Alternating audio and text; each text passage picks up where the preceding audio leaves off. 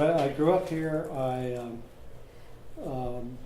Used to go up to the mountains a lot for mountain climbing as a child, but I was away from El Paso for 36 years. I came back here and I immediately started hiking again. When the Franklin Mountain State Park was formed in 1978, it was the result of a huge public outpouring of support for preservation of the mountains. There was a man who owned very large tracts of the Franklin Mountains who wanted to develop parts of it and also make some of it available for more towers, aviation towers and things like that. Dick Knapp started putting the road in and got to the top of North Franklin Peak and shaved it down to flatten out and put a building pad in. That's when the public became very upset and enraged, and they all came together to protest this and to get the city to ultimately purchase the property and preserve it.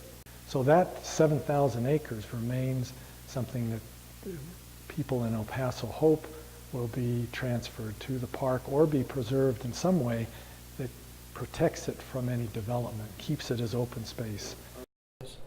When I was a kid, El Paso was about 300,000 people. It's now close to 700,000. Whenever you sprawl outward, you have to create new infrastructure. You have to put in new roads. You have to put in new pipelines.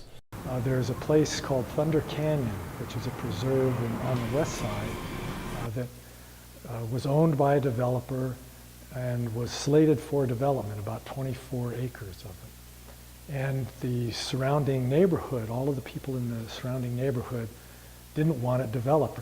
The developer said, well, if I need to sell it, I need to get my money out of it, but if you can find a way to pay me for it, then I'll be happy to work with you on it. The city agreed to front the money to purchase the land if the surrounding residents would agree to pay the city back. And what we're doing is we're asking that all that city property north of Trans Mountain Road on both sides of the mountain be preserved to the New Mexico border. We've got over 6,000 signatures on that.